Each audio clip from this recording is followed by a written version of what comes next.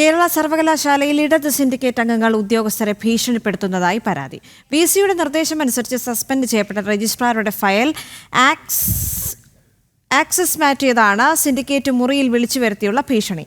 വനിതാ ജീവനക്കാർ അടക്കമുള്ള ഉദ്യോഗസ്ഥരെ വിളിച്ചു വരുത്തി ഭീഷണിപ്പെടുത്തുന്നതായി ആക്ഷേപമുണ്ട്. സ്വതന്ത്രമായി ജോലി ചെയ്യാനുള്ള അവകാശം അട്ടിമറിക്കുന്നതിനെതിരെ ഗവർണർക്കും വിസിക്കും ജീവനക്കാർ പരാതി നൽകി.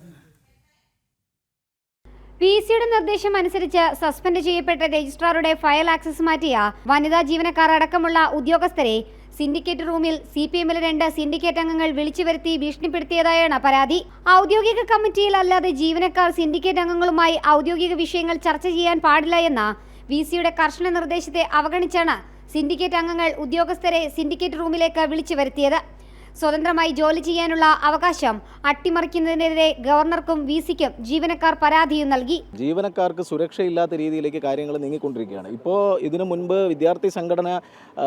ഇടതുപക്ഷ വിദ്യാർത്ഥി സംഘടനകളാണ് ജീവനക്കാരുടെ സുരക്ഷയെ ചോദ്യം ചെയ്തതെങ്കിൽ ഇപ്പോൾ ഇടത് സിൻഡിക്കേറ്റ് അംഗങ്ങൾ ജീവനക്കാരെ ഭീഷണിപ്പെടുത്തുന്ന രീതിയിലേക്കാണ് ഇന്ന് കാര്യങ്ങൾ എത്തിയിട്ടുള്ളത്. അപ്പോൾ അതാണ് ഇവിടെയുള്ള ഏറ്റവും വലിയ വിഷയം. അതിനെതിരെ ജീവനക്കാർക്കെതിരെയുള്ള ഈ ഭീഷണികൾ ഒരിക്കലും വിലപ്പോവില്ല എന്നും അതിനെതിരെ ശക്തമായ പ്രതിഷേധമായിട്ട് എംപ്ലോയീസ് സംഘം മുന്നോട്ട് പോകുന്നതായിരിക്കുമെന്നാണ് ഈ അവസരത്തിൽ പറയാനുള്ളത്.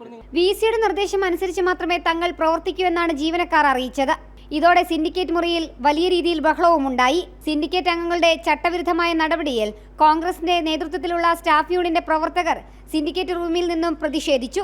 രാഷ്ട്രീയ താൽപര്യങ്ങൾ സംരക്ഷിക്കാൻ കേരള സർവകലാശാലയെ തകർക്കാനുള്ള നീക്കങ്ങളിൽ നിന്ന് പിന്തിരിയണമെന്നും വിസിയുടെ ഉത്തരവനുസരിച്ച് മാത്രമേ തങ്ങൾക്ക് പ്രവർത്തിക്കാൻ കഴിയുള്ളൂ എന്നും നേതാക്കൾ സിൻഡിക്കേറ്റ് അംഗങ്ങളെ അറിയിച്ചിട്ടുണ്ട്.